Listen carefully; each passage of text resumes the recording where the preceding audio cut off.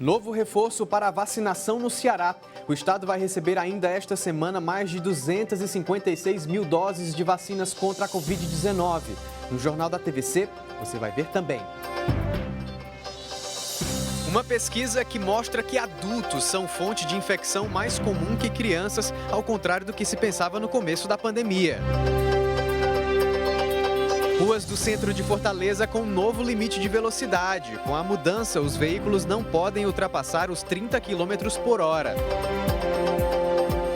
Centro de referência que atende mulheres em situação de violência em Fortaleza volta a atender de forma presencial. E ainda, como um hábito cearense vem ajudando na recuperação de bebês prematuros nascidos no Hospital Geral César Calles. Terça-feira, dia 25 de maio, o Jornal da TVC começa agora.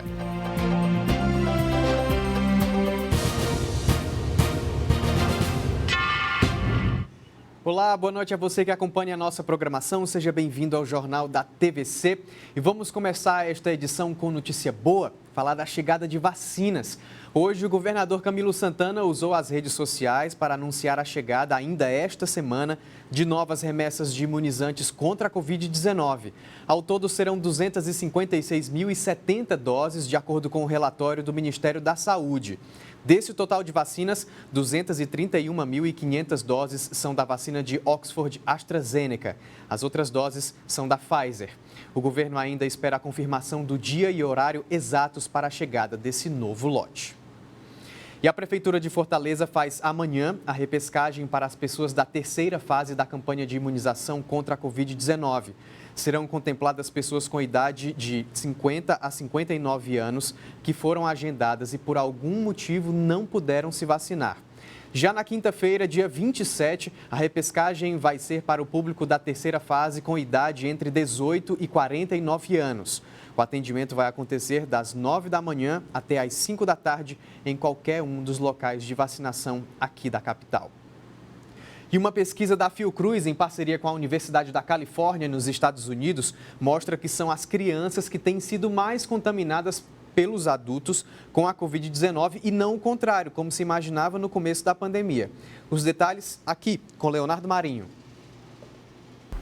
Joyce teve Covid em fevereiro desse ano, sentiu febre, tosse, perda do paladar e do olfato, mas felizmente com boa saturação de oxigênio no sangue não precisou ser internada. Mãe solteira e sem ter com quem deixar o filho de 4 anos, acabou contaminando a criança. Levei ele para o hospital porque ele tinha 40 graus de febre, a febre não passava, nenhuma medicação passava. E aí eu levei ele para emergência e lá ele fez o exame e deu. Na criança eles fazem de sangue, né? E aí deu. E ele ficou com a garganta com muito pus, muita gripe. Depois de 1 ano e meio estudando o comportamento do vírus, os cientistas vão derrubando mitos que surgiram logo no início da pandemia.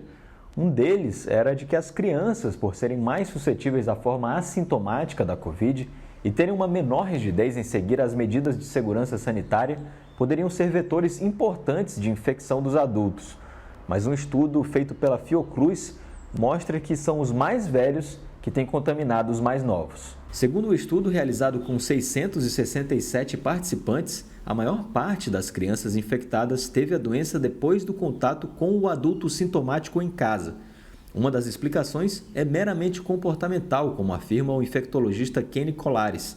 Com as escolas fechadas, mas os chefes de família tendo que trabalhar, é compreensível que os adultos estejam levando o vírus para dentro de casa. Se a realidade fosse de aulas e as crianças saindo de casa, será que seria a mesma coisa? Já se reconhece que o potencial da criança adoecer e aparentemente de transmitir parece ser menor. O vírus parece ter menos afinidade e ainda não se entende 100%, né, pelas crianças, porque normalmente as crianças, por exemplo, na influenza, na gripe, elas costumam ser um alvo preferencial. Essas são as crianças, quanto mais novo, quanto mais idoso, pior para a gripe, para a influenza, né? Para essa doença é um pouco diferente. Para os idosos a doença é mais grave, mas para as crianças não, né? E a gente ainda não entende 100% por que isso acontece. Uma outra preocupação, segundo o especialista, é que apesar dos milhares de estudos realizados sobre a Covid-19, o chamado Covid longo, ou seja, pessoas que passam até 6 meses com sintomas da doença, ainda não tem uma explicação unânime. Joyce, mesmo recuperada, passou semanas sem paladar e sentindo fortes dores de cabeça. Dores de cabeça muito fortes. Tem dias que eu já amanheço com essa dor, nada passa. Apesar do perfil crônico da Covid em algumas pessoas, o fato não é incomum em doenças infecciosas. Há diversos relatos sobre como pacientes que tiveram dengue e chikungunya, por exemplo, permanecerem com dores no corpo e indisposição por meses. A lista é grande e o porquê ainda está numa fase muito inicial. Quer dizer, por que isso acontece, qual é o mecanismo, por que acontece em alguns, mas não em todos. Aí, digamos, a gente talvez saiba menos sobre esse pós-Covid do que a gente sabe sobre o Covid. Sempre descobrindo algo novo, né, sobre essa doença. Vamos dar uma olhada agora como estão os números da pandemia aqui no Ceará. Os dados são da plataforma IntegraSUS. De acordo com o mais recente boletim divulgado pela Secretaria da Saúde do Ceará, até esta terça-feira o estado registrou 19.954 mortes por complicações da Covid-19. Atualmente, 100.764 casos estão sendo investigados. Do início da pandemia até agora, já foram confirmados 778.444 casos da doença. Nas últimas 24 horas, 4 mortes foram confirmadas em decorrência do vírus. A taxa de ocupação dos leitos de UTI para o tratamento da Covid em todo o estado se encontra com quase 86%. Em Fortaleza, o índice está em mais de 84%. As enfermarias do Ceará estão com mais de 74% de ocupação para o tratamento do vírus e em Fortaleza, esse número está em quase 84%. De acordo com o vacinômetro, até agora foram aplicadas 2.573.056 doses da vacina contra a Covid-19 na população cearense. Os dados estão na plataforma integrasus.saude.ce.gov.br. A gente acabou de ver aí que essa taxa de ocupação nos leitos de UTI teve uma leve estabilidade, mas os dados ainda preocupam. Mudando de assunto, a gente já falou sobre isso aqui ontem no Jornal da TVC, mas é sempre bom lembrar porque todo ano acontece a mesma coisa. As pessoas deixando para a última hora a declaração do imposto de renda. Segundo a Receita Federal, 183 mil cearenses ainda não entregaram a documentação e o prazo acaba na próxima segunda-feira. Menos de 7 dias é a corrida contra o tempo para quem ainda não entregou a declaração do imposto de renda esse ano. Segundo a Receita Federal, cerca de 100 mil cearenses ainda não declararam o imposto. Quem não entregar a declaração dentro do prazo, 31 de maio, está sujeito ao pagamento de multa mínima de R$ 165,74, podendo chegar a 20% do imposto devido. Vamos aqui para situações pontuais. Sabe que está faltando uma informação ali. Melhor do que ir para pagar a multa é fazer a declaração. E assim, evita pagar multa, assim que possível, quanto antes, corrigir, complementar com a informação que está faltando, até para diminuir a possibilidade de cair em malha. Depois do final do prazo de entrega, o contribuinte não pode mais alterar o modelo de declaração. Precisa declarar quem recebeu rendimentos tributáveis, cuja soma foi superior a R$ 28.559,70. A novidade é que os contribuintes que receberam o auxílio emergencial por conta da pandemia da Covid-19 são obrigados a declarar. O imposto de renda da pessoa física, caso tenham recebido, junto com o auxílio, outros rendimentos tributáveis em valor anual superior a R$ 22.847,76. Quem recebeu rendimento tributável no ano passado, rendimento tributável é o salário normal, é o aluguel, é a pensão, enfim.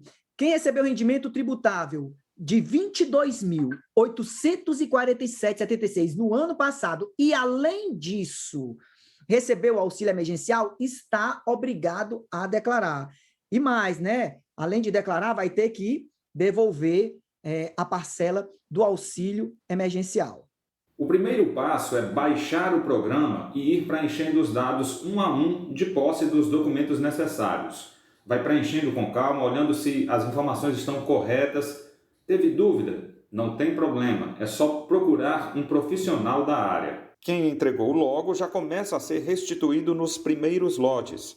Se tiver dúvida, procure um profissional da contabilidade. É um programa intuitivo, onde você vai lá e abrir uma nova declaração, bota lá seus dados, aí tem lá os campos, tem uma ajuda bem eficiente, mas sim, inegavelmente, a parcela ali mais carente da população encontra uma dúvida, principalmente nessa primeira vez que vai fazer. Então, a recomendação mais segura é ou procurar tirar dúvidas junto ao plantão fiscal da Receita Federal ou procurar um profissional de contabilidade que possa fazer isso corretamente. E não esquecer dos prazos, só lembrando mais uma vez, vai até segunda-feira. A CAGES vai suspender o abastecimento de água em Fortaleza e outras 4 cidades da região metropolitana amanhã. Os detalhes no próximo bloco. E veja também. Aconchego na rede. A equipe médica recorre a um antigo hábito cearense no tratamento de bebês prematuros nascidos no Hospital Geral César Carlos. A gente volta daqui a pouco.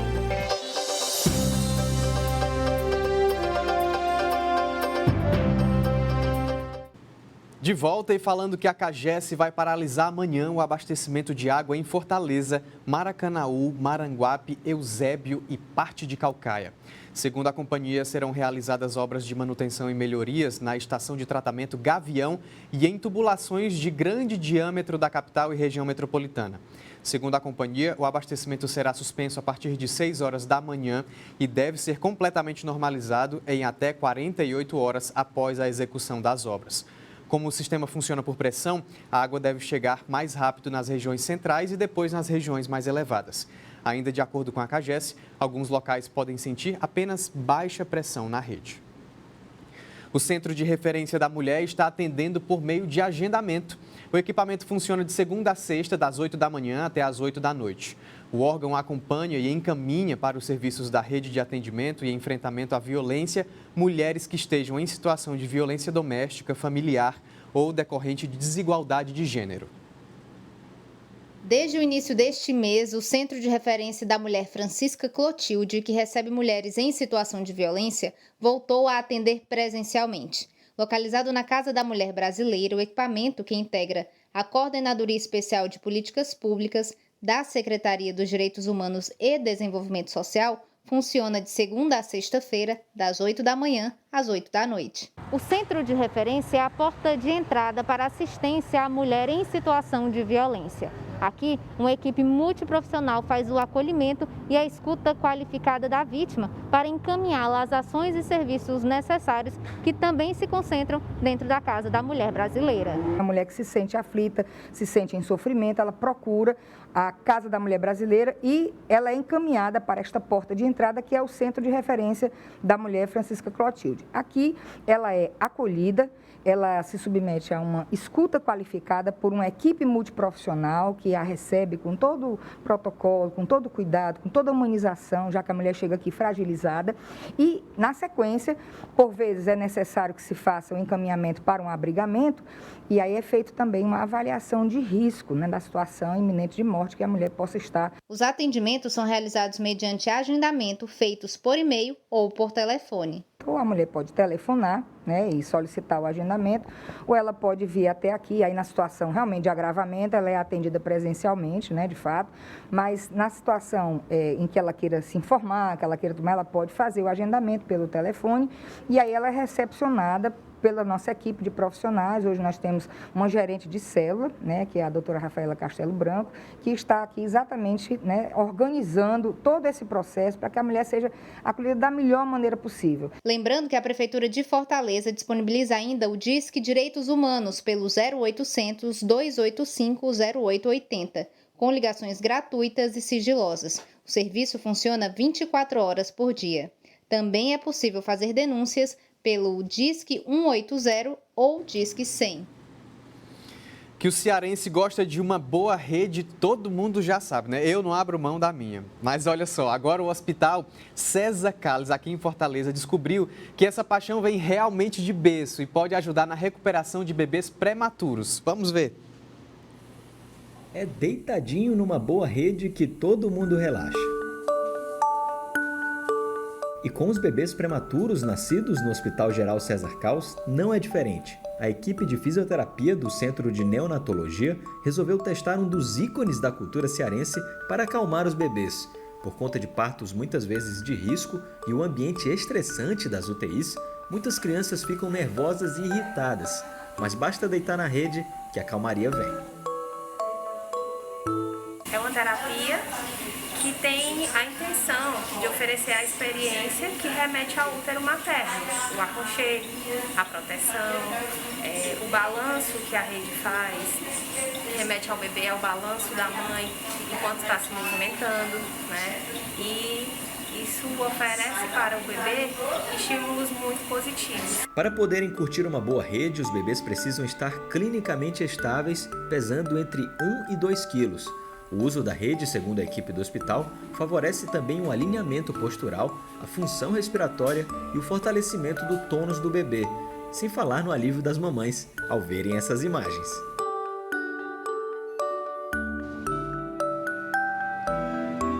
Ah, que legal, bonitinho, né?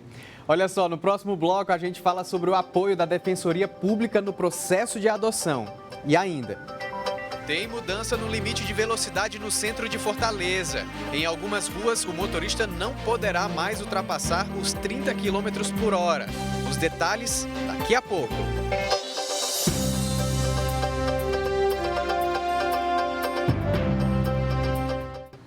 Uma informação agora para você que costuma trafegar ali pelo centro de Fortaleza.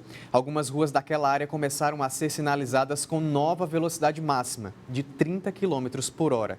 3 vias já estão sinalizadas com a nova velocidade. São as ruas Assunção, Barão do Rio Branco e Floriano Peixoto. Segundo a AMC, nos primeiros 6 meses da mudança, os motoristas estarão sob vigência de período educativo e não serão multados. De acordo com a Prefeitura, a alteração faz parte do compromisso com a Organização das Nações Unidas para reduzir o número de mortes no trânsito até 2030. Outras ruas dentro do quadrilátero formado pelas ruas João Moreira e Sena Madureira e pelas avenidas Imperador e Duque de Caxias também passarão por mudanças. Estão abertas ainda as inscrições para o exame de mamografia gratuito realizado na Associação Comunitária Nossa Casa, aqui em Fortaleza. A ação, que nós já noticiamos aqui no Jornal da TVC, faz parte de um movimento de apoio à prevenção ao câncer de mama e é voltada para mulheres de baixa renda. Veja aqui como é fácil se inscrever. Importante falar que desde a semana passada a gente já iniciou os exames, mas nós ainda temos vagas. Então, se você se encaixa nesse público-alvo de mulher em situação de vulnerabilidade social e que tem mais de 40 anos, liga aqui para a Associação Nossa Casa para poder agendar esse exame. Não perca essa oportunidade. Lembrando que a mamografia é o exame que deve ser feito a partir dos 40 anos, né, por todas as mulheres, mesmo na ausência de sintomas. Então, para marcar o exame, ligue para o número 3521-1547 ou manda uma mensagem para o celular 99690-0506. Muito bom, obrigado pelas informações.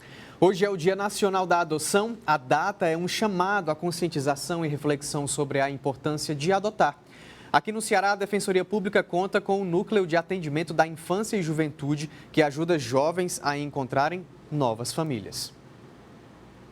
Formar uma família é o desejo de muitos que vão atrás de adotar uma criança ou adolescente. Para dar esse pontapé inicial, é preciso primeiro fazer o Cadastro Nacional de Adoção.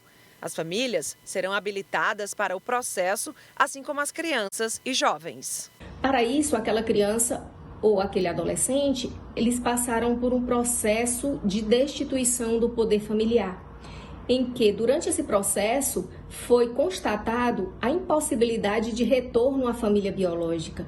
E, ao final, foi concluído que aquele vínculo biológico teria que ser destituído ou extinto. Daí, aquela criança, ela é inscrita no Sistema Nacional de Adoção e vinculada a um pretendente. Após isso, o pretendente poderá ingressar com a ação de adoção junto à Vara da Infância e Juventude. E a partir desse momento, ele pode buscar a Defensoria Pública através do Núcleo de Atendimento da Defensoria Pública na Infância e Juventude. O Núcleo de Atendimento da Infância e Juventude da Defensoria do Estado é a ponte para que novas famílias se formem. O cadastro é simples. O núcleo tem diferentes canais, como e-mail e WhatsApp, e atendimentos também nas comarcas do interior do estado. Depois, com apresentações de alguns documentos, o processo já segue para o próximo passo. Em 2020, a Defensoria Pública atuou em 124 processos de adoção, sendo 84 durante o isolamento social e 59 processos no interior do estado. Qualquer pessoa pode adotar, independente de ser casal ou não, desde que seja maior de idade, que tenha mais de 18 anos e que esteja habilitado para adotar uma criança ou um adolescente. A adoção, além da necessidade de estar inscrito no Cadastro Nacional de Adoção, há exceções a essa inscrição. Há situações em que não se exige a inscrição no cadastro. E essas situações são quando se trata de adoção unilateral, que é o desejo de adotar o filho ou a filha do cônjuge ou do seu companheiro ou companheira. Tem também o caso de quando se pretende adotar uma criança que seja da família e que já exista um vínculo de afinidade ou afetividade, ou seja, quando o pretendente é um parente daquela criança ou daquele adolescente. Mas sempre bom procurar os meios legais para poder adotar uma criança. O Jornal da TVC vai ficando por aqui. Se você quiser rever essas e outras reportagens, é só ir no nosso canal no YouTube. Aproveita e segue a gente também nas redes sociais. Tá cheio de notícia por lá, tem Instagram, tem Facebook. A você, uma ótima noite. O Jornal da TVC volta amanhã. Um abraço.